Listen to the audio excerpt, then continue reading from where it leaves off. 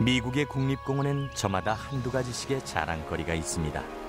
숨이 막힐 만큼 아름다운 풍경, 위대한 자연이 이루어낸 천연의 조형물 등 오늘은 미국의 여러 국립공원들을 돌아보려 합니다.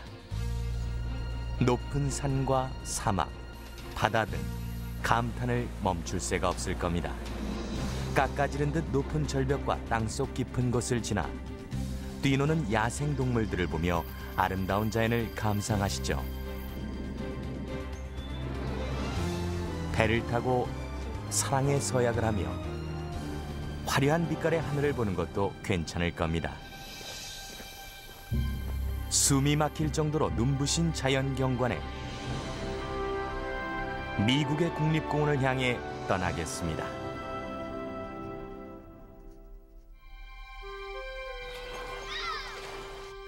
매년 전 세계의 수백만 관광객들이 미국의 국립공원을 찾습니다. 다들 웅장한 자연 경관과 드넓은 야생의 세계에 이끌려 먼 길을 온 사람들입니다. 원시 자연을 직접 경험하려는 이들도 있죠. 와이오밍의 옐로스톤 국립공원은 사방에서 뜨거운 증기가 솟아납니다. 열기를 뿜는 땅 옐로스톤은 지난 1872년 미국 최초의 국립공원으로 지정되었죠. 초기의 서부 개척자들은 이곳을 지옥의 땅이라 불렀습니다. 간헐천을 보기에 이만큼 좋은 곳은 어디에도 없죠. We're seeing processes here on the surface of the earth that generally we never get to see. And it also creates a very, very unusual, almost unearthly type environment. A window into the earth.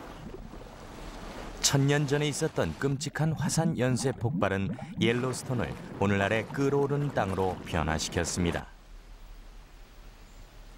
이곳에는 전 세계에서 가장 많은 간헐천과 온천이 몰려 있죠.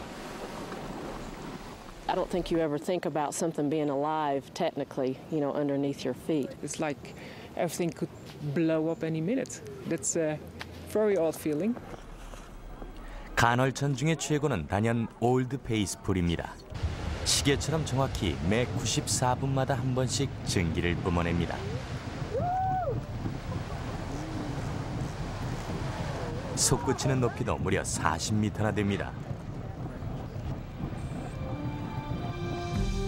길을 따라가다 보면 아름다운 풍경이 계속해서 이어집니다. 겉으로 보기엔 이국적인 느낌의 온천 같지만 잘못 손을 댔다간 끔찍한 화상을 입을 수도 있습니다.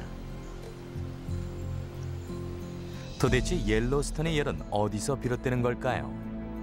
That heat is coming from somewhere, and where that heat is coming from is molten rock that's underground. 옐로스톤 전체가 화산이라는 사실을 아는 사람은 얼마 되지 않을 겁니다. 길이 72km, 너비 56km 크기의 화산을 상상하기란 힘든 일이죠. 옐로스톤은 활화산입니다. 그래서 지질학자들은 지표의 화학 성분이나 온도를 관측합니다. 하지만 당장 폭발할 위험이 있는 건 아니죠. 펄펄 끓어오르는 지옥 같은 이곳에선 위대한 자연의 힘이 느껴집니다. 자연의 힘을 옐로스톤에서만 느낄 수 있는 건 아닙니다. 이번에는 수천 킬로미터의 바다를 지나 하와이 섬에 있는 화산으로 가보겠습니다. 하와이 화산 국립공원에는 세계에서 화산 활동이 가장 활발한 활화산이 2개 있습니다. 그중 하나인 마우나로아는 지난 1984년에 폭발했고, 다른 하나인 킬라우에아는 1983년 일어난 폭발로 하와이 섬의 면적을 220만 제곱킬로미터나 넓힌 전력이 있습니다. 마우나로아와 킬라우에아는 전 세계 화산 학자들의 뜨거운 관심을 받고 있습니다. 자연 속 연구소나 다름없는 곳이니까요.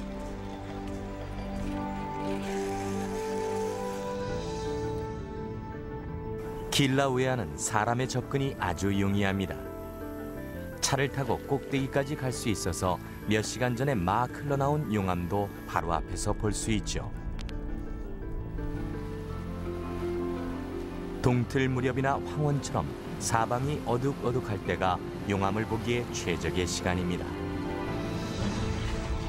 공중으로 솟구쳐 오르든 아니면 땅 위를 흘러가든 하와이 화산 국립공원에서 볼 수 있는 화산 활동은 접하기 어려운 아주 귀한 경관입니다.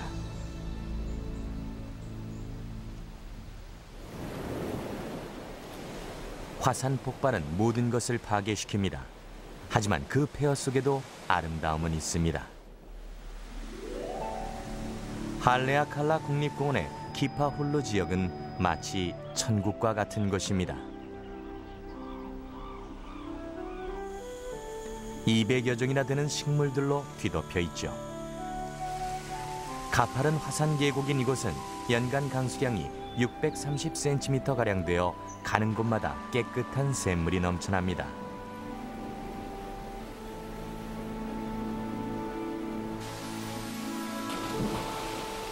계곡 아래쪽의 우헤오 연못지대는 천상의 고유한 자태를 자랑합니다.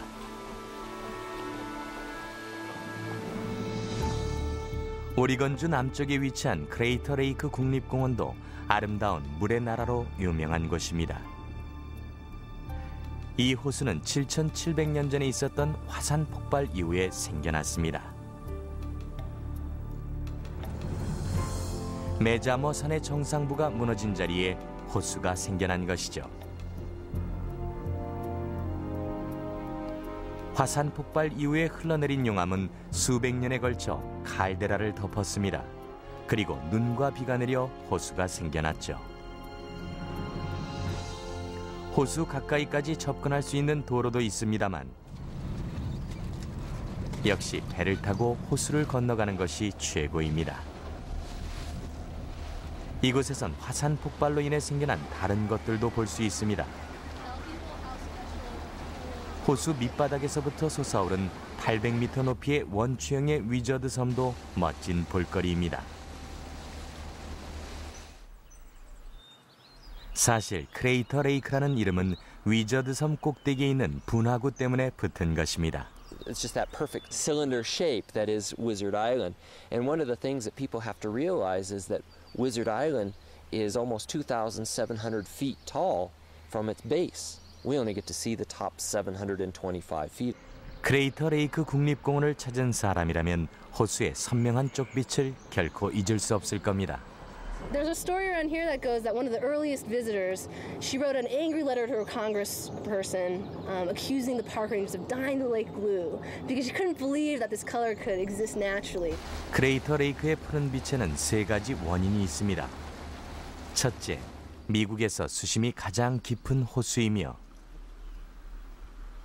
둘째, 높은 곳에 있어서 다른 곳에서 물이 흘러들어오지 못하기 때문에 호수의 물이 순수하게 유지되고 마지막으로 태양빛이 깨끗하고 맑은 물에 반사되기 때문입니다. 이곳에 살던 크레머스 인디언은 호수를 신성시했습니다.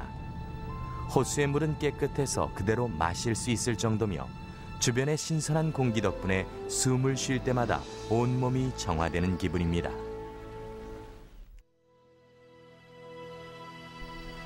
자연 보호론자인 존 뮤어는 캘리포니아 북부에 위치한 요세미티 국립공원을 숭고한 웅대함 가운데 존재하는 평화의 장소로 새로운 노래가 있는 곳, 시작이 있는 곳이라 했습니다.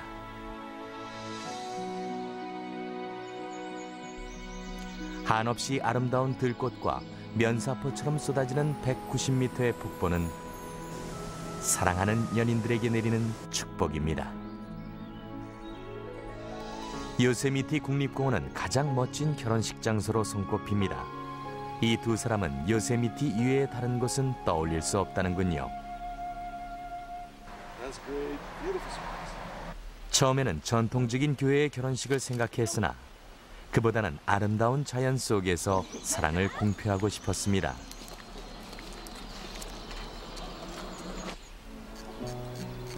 그리고 평화로운 풀밭을 결혼식 장소로 선택했죠. 볕이 좋은 여름날은 결혼식을 올리기에 최고의 날씨입니다.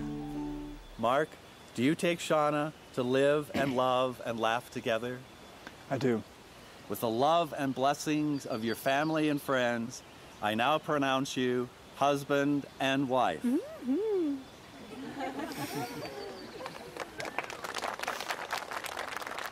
If anybody else has a love for Yosemite, a love for the outdoors, and a love for grandeur and beauty, I recommend getting married at Yosemite National. It's been fantastic. It's been a dream come true. 이곳 요세미티에선 그림 같은 성당과 암석 꼭대기, 한적한 시냇가도 결혼식 장소가 될 수 있습니다. 단순히 아름다운 경치로는 만족할 수 없는 신랑 신부라면 요세미티를 대표하는 아와니 호텔을 추천합니다. 이곳에 살던 인디언 부족의 이름을 딴 이 호텔은 지난 1927년 문을 열었습니다. 낭떠러지 위에 있는 이곳은 최고급 시설을 자랑합니다.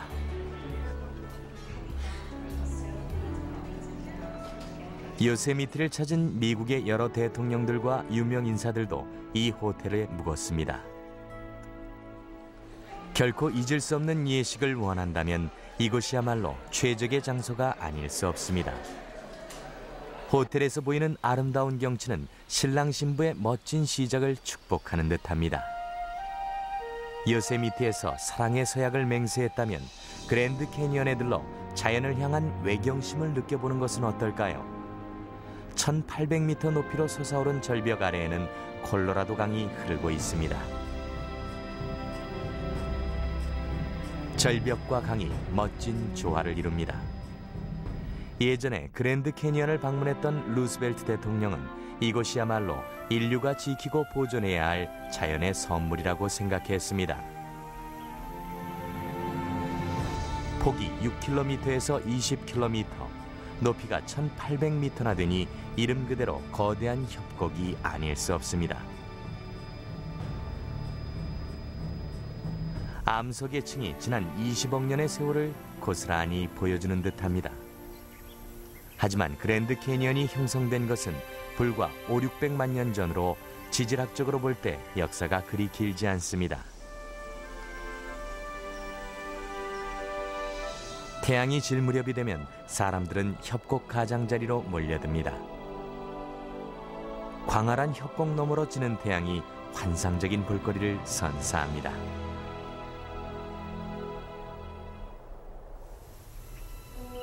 미국의 국립공원은 사람들에게 다양한 즐거움을 줍니다. 야생 동물들을 만날 수 있을 뿐만 아니라 아름다운 경치를 즐길 수도 있으니까요. 수백만 관광객들이 매년 미국의 국립공원을 찾습니다만 멋진 경치를 보기 위해서만은 아닙니다. 몇몇은 자연의 도전장을 던지기도 하죠. 유타의 자이언 국립공원은 가파르고 좁은 협곡과 끝없이 이어진 물길로 유명합니다. 상쾌한 공기를 마시면서 물살을 헤치고 걸어가기에 아주 좋은 장소죠. 튼튼한 지팡이와 장비로 무장한 후 버진강을 따라 거대한 자이언 협곡까지 몸을 떠나봅시다. 강바닥은 매끈매끈한 암석으로 가득 차 있어서 미끄러지지 않으려면 조심해야 합니다. 깊이도 발목까지 찰랑찰랑하는 곳에서부터 발이 닿지 않은 곳까지 다양하기 때문에 방심을 해서는 안 됩니다. 물살이 강 주변의 사암을 깎아놓은 상태라 갑작스런 홍수가 일어날 수도 있습니다. 협곡이 좁은 편이라 홍수가 나기 시작하면 모든 게 순식간에 떠내려갑니다.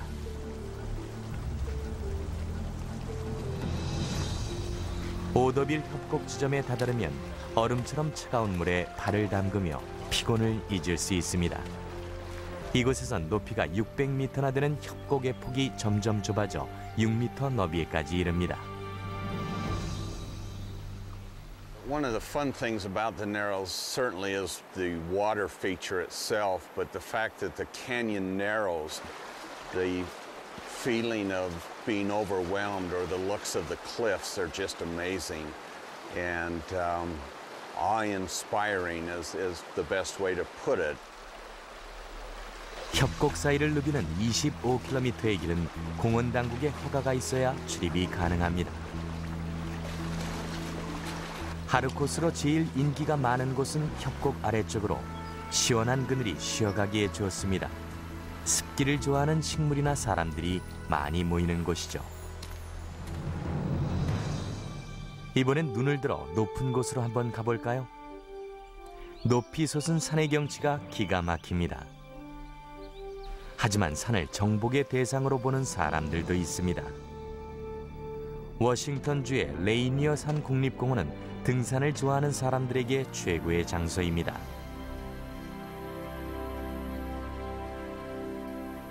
Well, our national park system has some amazing climbing all over. I haven't been to all the national parks, but an awful lot of them. But Rainier ranks right up there. The features on this mountain, the glaciers with 200-foot deep crevasses and all of that stuff really makes it one of, I think, the top climbing destinations in our national parks. 경험이 많은 산악인들과 함께 오르는 등반길엔 평생 잊지 못할 경험을 원하는 초보자들도 있습니다. You know, you only get to live once, and I'd always wanted to climb Mount Rainier, and so got a couple buddies of mine, and here we are. And I've always wondered what it'd be like to climb to the top, and I guess I'm going to find out today. 산 정상까지 오르려면 이틀이 꼬박 걸립니다. 꼭대기에 오르고자 하는 사람은 레이니어 등산 학교에서 하루 동안 수업을 받아야 합니다. 밧줄을 다루는 법이라든가 아이젠이 달린 등산화를 신고 걷는 법 등 배울 것이 많습니다. One thing that we have to be able to do in team arrest is catch each other, and it's easier to catch each other if the team knows that somebody's taken a fall. So we yell, "Falling! Falling!" That's the way. Good, Mark. 등산 장비 다루는 법을 안다고 해서 정상까지 오르는 건 아닙니다.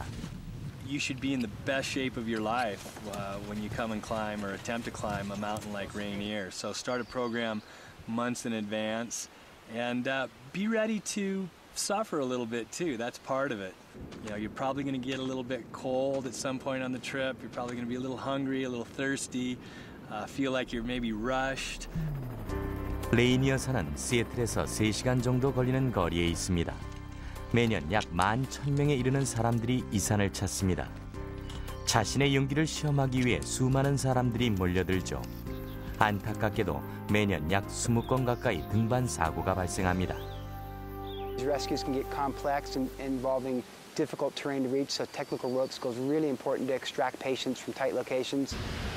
Avalanche rescue work is important, working in and around helicopters, hoisting in and out of helicopters. It's all dangerous work, and it all has to be rolled into one package for the ranger. 다치지 않는 것이 최선이겠죠. 레이니어 산의 정상에 오르려면 인내심이 아주 많이 필요합니다.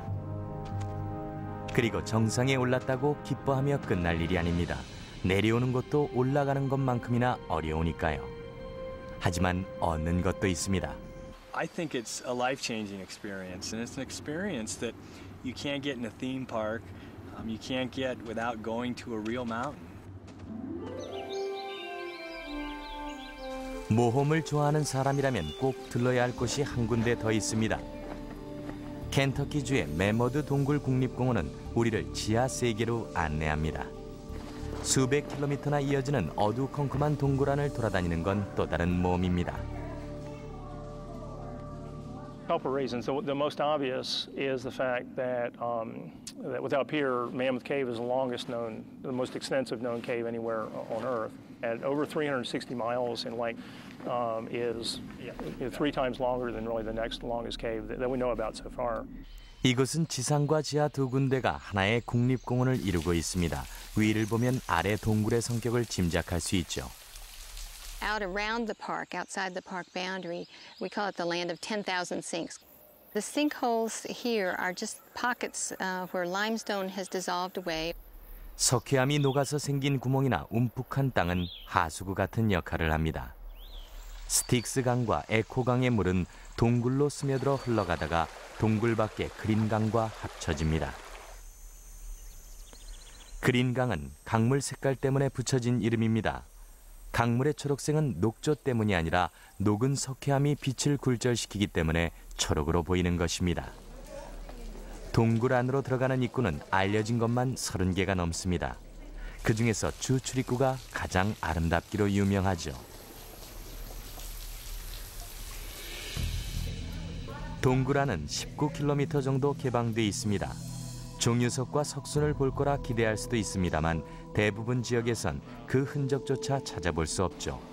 단지 프로즌 나이아가라와 드레이퍼리 룸에서만 물과 암석이 만들어낸 종유석과 석순을 볼 수 있습니다.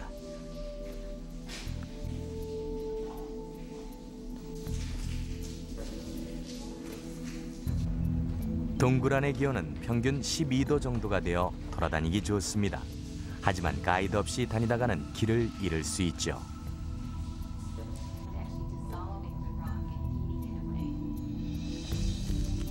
모험을 좋아하는 사람들은 9km 정도 되는 동굴 탐사 코스를 가는 것도 괜찮습니다. 거친 협곡을 지나기도 하고 미끄러운 바위 위를 엎드려서 기어가기도 하고 암석을 타고 오르기도 하면서 동굴 안을 돌아볼 수 있죠. 동굴 안 지형이 복잡한 이유는 수천 년 동안 동굴 안을 흘러간 물 때문입니다. 동굴 탄생에 큰 역할을 한 그린강에는 이상야릇하게 생긴 생물이 살고 있습니다. 이 반투명의 눈 없는 물고기는 오래전 빙하 시대가 끝날 무렵 동굴에 갇히는 바람에 주변 환경에 적응하며 살아야 했습니다.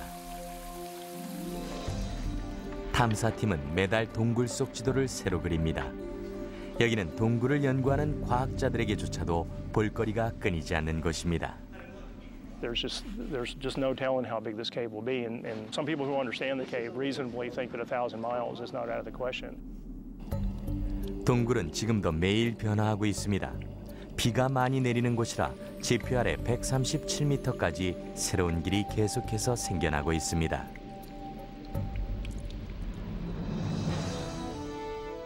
그럼 다시 땅 위로 올라가 볼까요? 캘리포니아의 시에라 네바다 산맥 너머에 수없이 많은 화강암 절벽들이 요세미티 국립공원을 둘러싸고 있습니다. 하지만 요세미티가 화강암 언덕과 무성한 숲으로만 유명한 건 아닙니다. 그 외에도 암벽 타기의 최고 명소로 꼽힙니다. 요세미티는 암벽 등반에 도전하는 사람들의 발길이 끊이지 않는 곳입니다. 뾰족뾰족한 암벽을 오르는 사람들의 모습이 위태로워 보입니다. 반달 모양의 암벽이 그 유명한 엘 캡틴 절벽입니다. 암벽 등반의 재미를 모르는 우리로선 절벽을 올려다보는 것만으로도 현기증이 납니다. We want to go see what it's like up there and see if we can get up them. I've been climbing for almost a decade and I'm addicted to it. Obviously there's the fear of heights and being in a dangerous situation, and then just the mental challenge of figuring out how to get up the cliff face that you're hanging onto. 암벽을 오르는 사람들도 겁이 나긴 마찬가지입니다. 안전한 곳을 찾아 발을 딛죠. 요세미티에 있는 암벽은 모양이나 형태가 매우 다양하기 때문에 암벽 등반의 메카로 인정받고 있습니다. 수평적인, 수직적인 한계를 모두 시험해 볼 수 있는 곳이죠. We have great weather here, huge cliffs. El Capitan's only a few hundred feet from the road, so it's really accessible. It's a beautiful place here, national park, so the land is well cared for. The rock quality, man, we have granite, rock solid, good, hard granite here. 이곳은 암벽 등반이 처음 시작된 곳이라 해도 과언이 아닙니다. 1960년대 요세미티를 찾은 모험가들은 깎아지른 듯 높은 암벽을 보고 등반을 시도했습니다. 그리고 점차 보다 안전하고 편리한 암벽 등반 장비가 등장하기 시작했죠. 그렇다고 암벽 등반 전문가만 요세미티를 찾는 건 아닙니다. 이곳에선 다양한 연령의 초보자들도 환영입니다. 어린 남매 둘이 암벽 등반 교육을 받고 있습니다. 다른 사람들이 흔히 할 수 없는 경험을 하려 하는군요. 영국에서 온 이들 남매는 제대로 된 암벽 등반을 경험하고 싶어 합니다. Okay, first of all, good. Just break the good. Pull back on that. Make a break, and then stand up really tall for me. Yeah. Okay. So that's the. 암벽 등반은 단순히 암벽을 타고 오르는 것만이 아닙니다. 인생의 다른 것들과 마찬가지로 이 역시 자기 자신에 대한 도전입니다. 어려움을 극복해 나가는 과정이죠. Nice job, Alistair.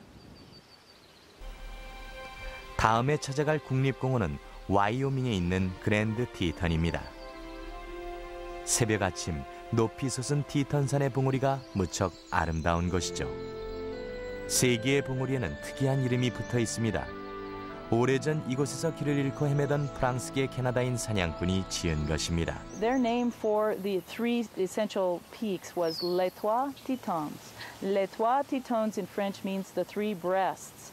So our understanding is that when they saw these mountains, they had a very vivid imagination, very colorful imagination. 이렇게 티턴이란 이름이 붙었고 오늘날 그랜드 티턴 국립공원으로 지정되기에 이르렀습니다.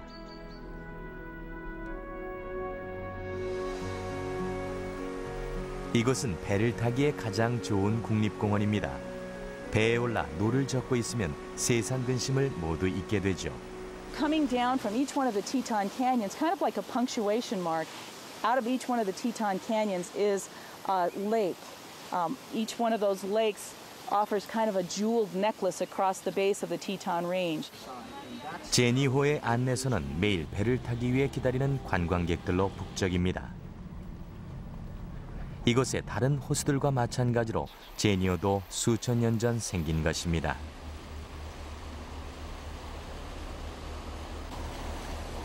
모두 빙하 시대가 끝나고 빙하가 물러가면서 생긴 호수들이죠.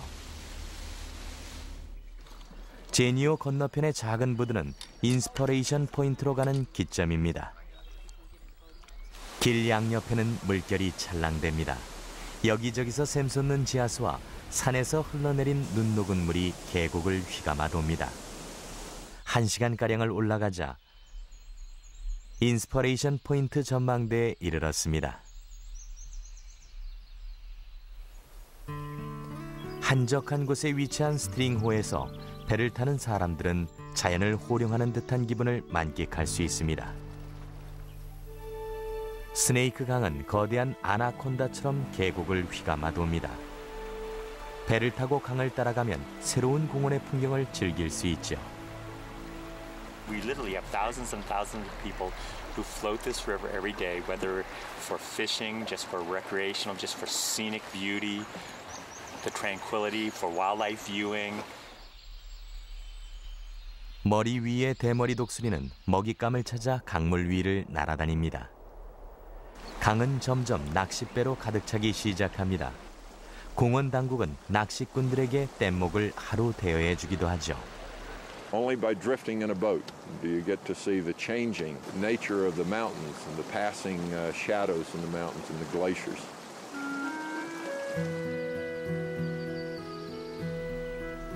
그랜드 티턴에 사는 야생 동물들의 울음소리가 이웃하는 옐로스톤까지 울려 퍼집니다. 309종에 달하는 새와 60여 종의 포유류 등 옐로스톤은 미국의 세렌게티라는 별명이 딱 맞는 곳입니다. 야생동물을 관찰하기 가장 좋은 곳이니까요. 옐로스톤에는 수많은 물소떼가 살고 있습니다. 세계에서 엘크가 가장 많이 살고 있는 곳이기도 하죠. And people get a great deal of excitement about not going to a zoo and seeing this. 최근에 가장 인기 있는 야생동물은 단연 회색늑대입니다. 라마 계곡은 늑대를 보려는 관광객들로 언제나 붐빕니다. That's where we discovered this place where all the cars were stopped and all the people were in the buzz with their telescopes out and with their spotting scopes, and so we joined in. 오늘은 어쩐 일인지 회색늑대가 전혀 나타나지 않는군요. 하지만 이곳의 늑대 팬들은 쉽사리 지칠 것 같지 않습니다. We don't give up any hope. It would be one of the most wonderful things to be able to experience and actually see in the wild one of these amazing creatures. 지난 1995년까지만 해도 회색늑대가 거의 멸종 위기에 이를 정도로 상황이 심각했습니다. 그러다가 공원 내 생물학자들이 각고의 노력을 한 결과 오늘날에 오게 된 것입니다. 야생 생물학자인 더그 스미스의 말에 의하면 늑대들이 우리 사람들에게 미치는 영향이 매우 크다고 합니다. Well, wolves are kind of the ecological equivalent of the economic trickle-down effect. And wolves prey on elk and they change elk behavior. And by changing elk behavior, that changes elk foraging patterns. So the plants that elk eat do better in certain areas. And those plants permit other animals like songbirds and beavers and moose to benefit. And that's really just the beginning. Wolves have killed half the coyotes here in Yellowstone. They were super abundant before. Now they're at a more normal level that you'd expect. We think literally in 20 to 30 years when you drive back through Yellowstone, it will look differently, and that's due to wolves. 옐로스톤의 육식 동물 중엔 회색곰도 있습니다. 엘크 고기를 놓고 싸움이 붙은 것 같습니다. 이곳에선 매일매일 생존의 드라마가 펼쳐집니다. 북아메리카에서 여기처럼 수많은 야생동물들이 사는 곳은 없습니다. 물속에 사는 생물들을 보고 싶다면 플로리다에 있는 에버글레이즈 국립공원이 좋습니다. 64km 정도 이어진 강은 수심이 얕고 유속도 느려서 수많은 수중 생물들의 천국입니다. 이 소택지는 물을 의지하고 살아가는 생물체들에게 더없이 좋은 서식지입니다. 처음에는 이곳을 쉼터로 삼고 살아가는 새들이 주요 관심거리였습니다. 20세기에 접어들어 깃털모자가 유행을 하기 시작하면서 이곳에 사는 새들의 수가 점점 줄어들었죠. 미국의 야생동물보호협회는 새들을 보호하기 위해 수렵감시관을 고용했습니다. 1906년 수렵감시관이 살해당하는 사건이 발생하면서 사람들의 관심이 집중되기 시작했죠. 공원에서 운영하는 관광 프로그램을 따라가면 새들과 파충류들을 가까이서 볼 수 있습니다. And we'll continue looking for some wildlife. Oh, there's another alligator on the left. Of course, you're only seeing half the length of that alligator right there.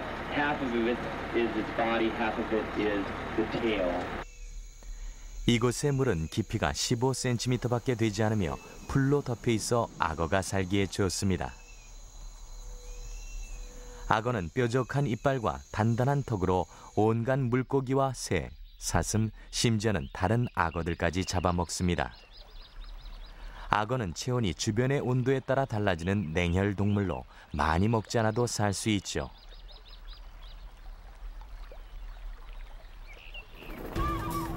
에버글레이즈 공원 당국은 담수와 염수가 만나는 특이한 이곳의 수중 환경을 보호하기 위해 노력합니다. 이곳에 있는 수천 개의 맹그로브 섬은 멸종 위기에 처한 해양 포유류들의 서식지입니다.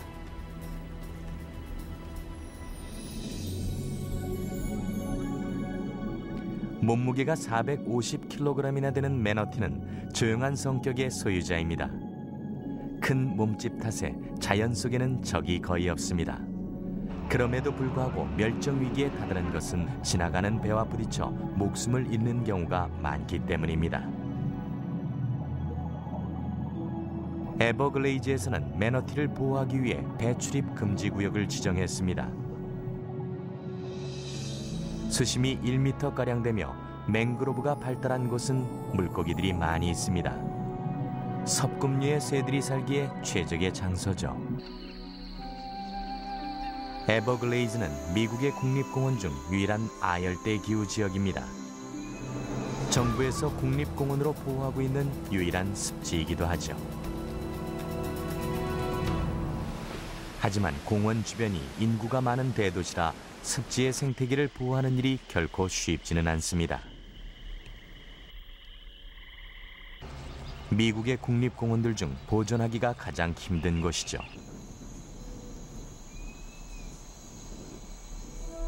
이번엔 아열대 지역에서 추운 곳으로 장소를 옮겨봅시다. 이번에 갈 곳은 알래스카의 데날리 국립공원으로 차를 타고 자연을 누비기에 가장 좋은 곳입니다.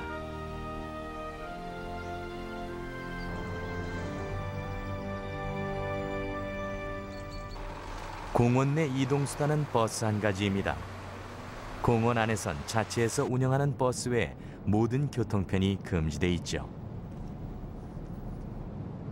I think that the viewing opportunities and your ability to be able to spend time enjoying the wildlife are far enhanced by use of the buses because, number one, you're up higher, and number two, you don't have to pay attention to the traffic itself. You can let the bus driver deal with all that.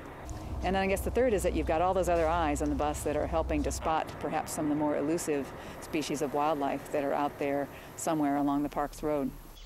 이곳에선 다양한 종류의 포유류와 새들이 살고 있어 수없이 많은 볼거리들이 있습니다.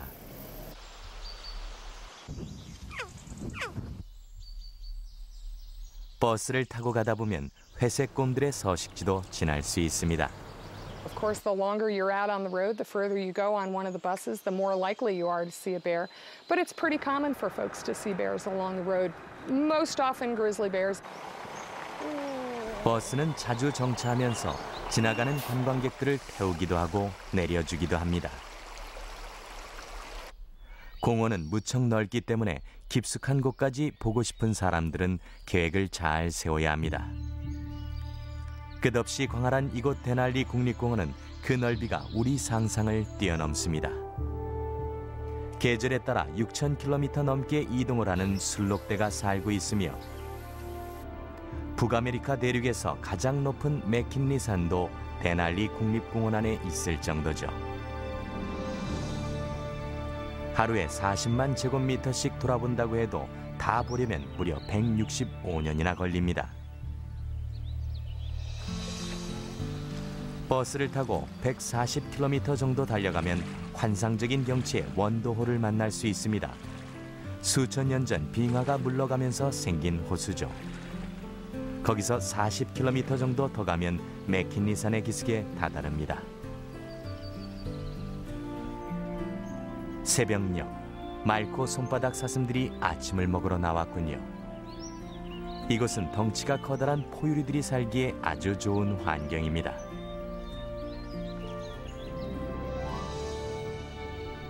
여름은 짧고 겨울은 1년에 7달에서 8달 정도 됩니다. 방대한 자연 속에 있으니 우리 인간의 능력은 아무것도 아니라는 생각이 듭니다. 아무 말 없이 조용히 자연을 지키는 숲의 파수꾼을 찾아 길을 떠나보겠습니다. 메인주에 위치한 아카디아 국립공원은 여름에서 가을로 넘어가는 시기가 특히 아름다운 곳입니다. 지난 40년대 이곳에는 대규모 산불이 있었습니다. 신기하게도 그 후부터 아름다운 단풍으로 유명한 곳이 되었죠.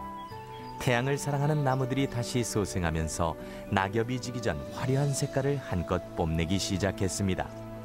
They get stimulated by the cold, and what happens is the green pigment that we all are familiar with, the chlorophyll, breaks down, and the pigments that are left over are the keratins and the xylophils, which are yellow and reds, and that's what remains afterwards.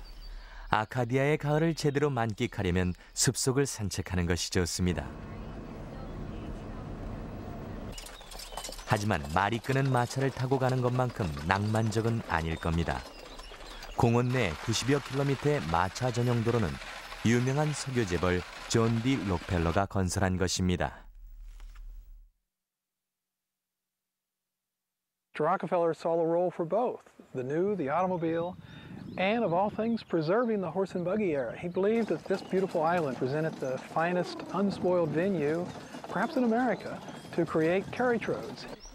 록펠러의 손녀인 앤 록펠러 로버츠는 미스터 록펠러의 길이라는 책의 저자입니다. 존 디 록펠러는 마차 전용 도로에 대한 열정이 있었습니다. He not only supported their coming about financially, he went out there on his horse on the old logging roads and with his engineers, and he actually designed those roads. They were his work from start to finish. 우뚝 서 있는 웅장한 문을 지나면 관광객들은 새로운 세계로 들어서게 됩니다. 건축학적으로나 기술적으로 볼 때 이 마차 전용 도로는 위대한 걸작입니다. 마차에 앉아서 사방의 아름다운 풍경을 감상할 수 있게 설계되어 있죠. 어느 가을날 오후, 전미 마차협회 회원들이 말과 마차를 타고 록펠러의 마차 전용 도로를 달려보기 위해 아카디아 국립공원을 찾았습니다. 만일 존 D. 록펠러가 지금 살아있었더라면 어땠을까요? I think he would be overjoyed at this legacy, and he would be delighted to see carriages back and carriage driving, which was his great love. 마차를 타고 가면서 멋지게 펼쳐진 단풍을 감상하는 일은 21세기의 새로운 즐거움이 아닐 수 없습니다. 울긋불긋한 단풍을 충분히 즐겼다면 이제 다채로운 경치를 자랑하는 캐피틀 리프 국립공원으로 장소를 옮겨봅시다. 사방을 뒤덮은 붉은 기암괴석은 이곳의 최대 볼거리입니다. 뾰족한 산꼭대기, 천연의 암석다리, 깊은 협곡, 매끈매끈한 바위 등 이것은 아늑한 느낌마저 듭니다.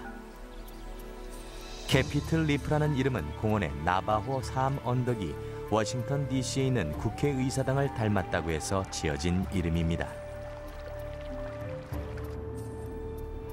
리프는 지각에 나 있는 주름이 옛날 뱃사람들이 항해할 때 사용했던 가림막과 비슷하다고 해서 붙여졌습니다.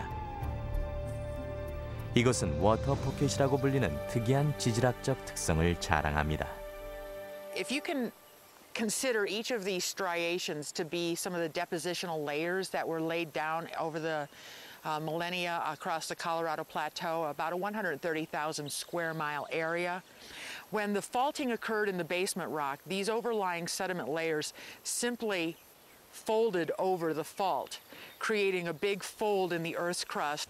The water pocket name comes from the little erosional cavities that are formed in the white upper layer, the Navajo sandstone that you see throughout the park.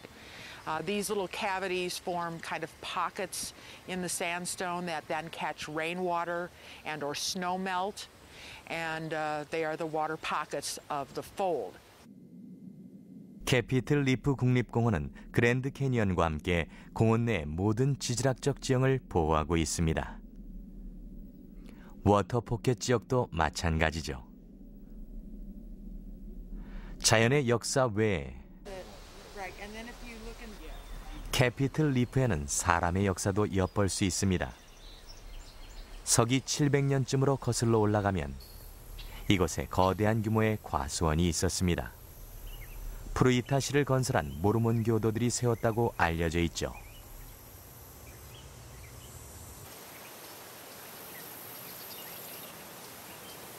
The Fremont River Valley was an ideal place to grow fruit. You had a fertile floodplain. The Fremont River provided year-round water for irrigating the orchards.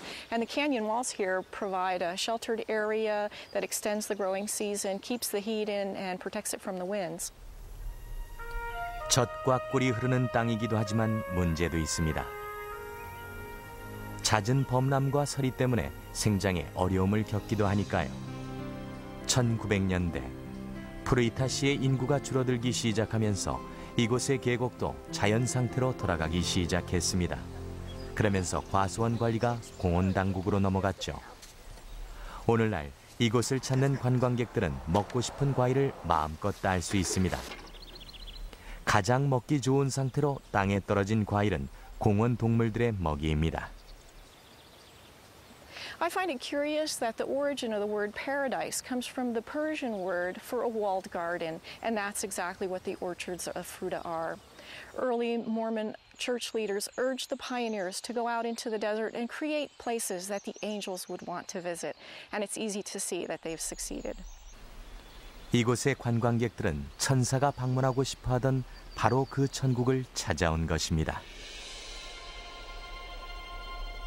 마지막으로 갈 곳은 또 다른 형태의 천국이라고 할 수 있습니다. 마우이 섬. 구름 위로 솟아오른 해발 3,000m의 할레아칼라는 태양의 집이라는 뜻입니다. 이곳이 바로 평생 잊지 못할 경관을 선사하게 될 장소죠. 공원의 순찰대들은 공원 입장료가 자연 경관과 일출, 일몰을 보기 위한 것이라고 말합니다. 그 정도로 이곳의 일출과 일몰은 아름답기 그지없습니다. 과학자들에게 미국의 국립공원들은 지구의 비밀을 안고 있는 자연 속 연구소입니다. 위험을 즐기는 사람들에겐 모험을 선사하고 야생동물을 사랑하는 사람들에겐 자연 속의 생존 드라마를 보여줍니다. 아름다운 자연을 보고 모험을 즐기고 야생동물들과 함께하고 싶다면 꼭 한번 방문해 보십시오. 분명 결코 잊지 못할 흥분과 감격을 안겨줄 겁니다.